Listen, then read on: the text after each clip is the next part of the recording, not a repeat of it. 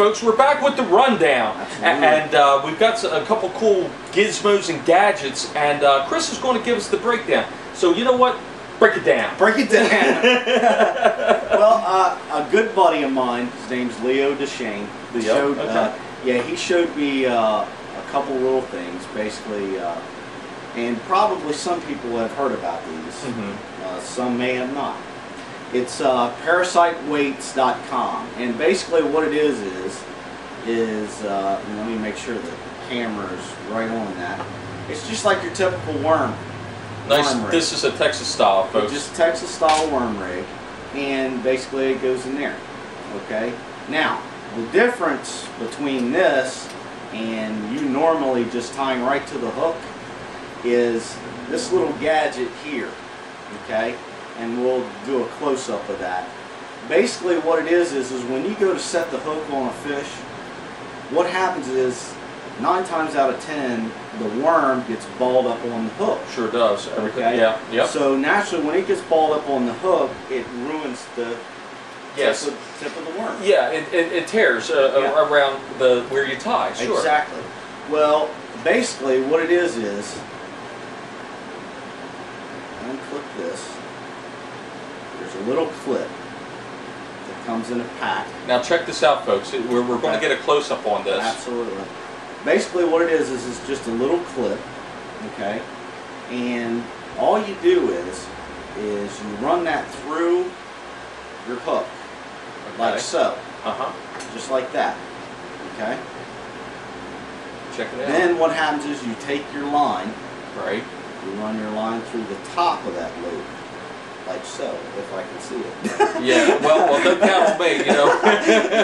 There you go. Third time's a charm. Yeah. So basically, you run your line through that, just like that, and that holds that exactly like that. See how, folks? This is wonderful. I mean, it really, the design of it. And somebody was thinking on this. Yeah, by running it through there, it is going to hold pressure on the worm, and most likely keep it nice and straight.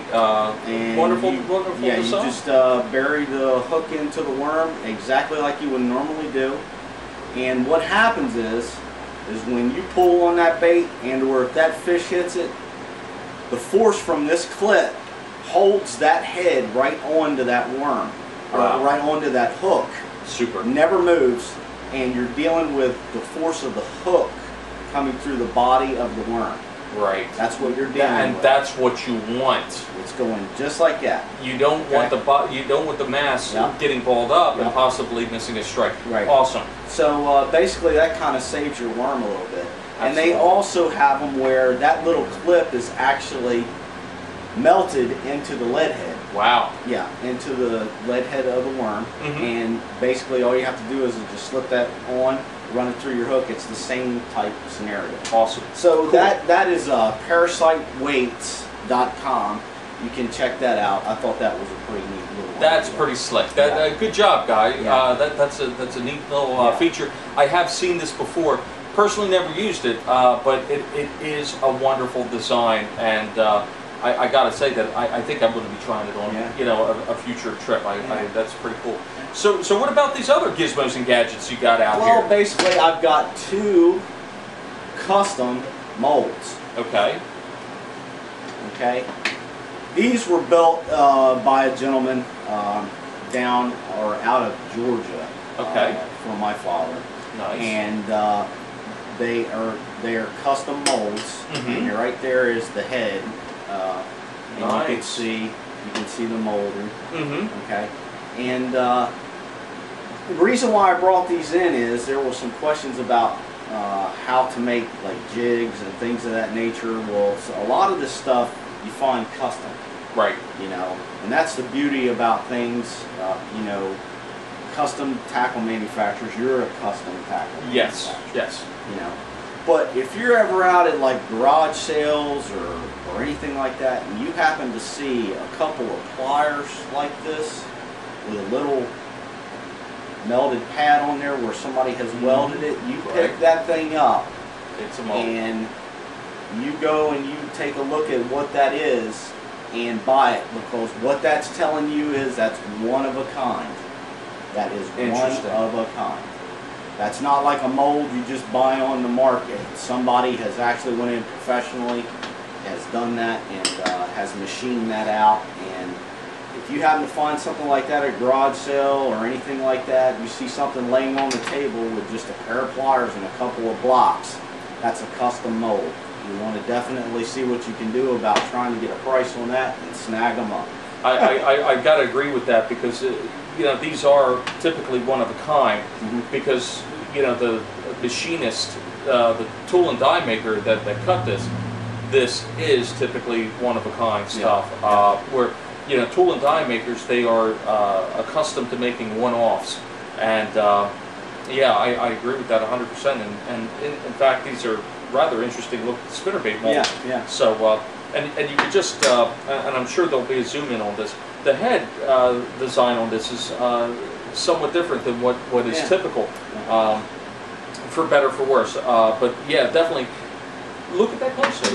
Yeah, good point. And you know, if they went and spent all that time to machine that out, that head is perfectly balanced. Yes. That spinnerbait right there will probably come right at you. Yeah, the tool and die makers that do this sort of thing, these guys are at the top of their craft.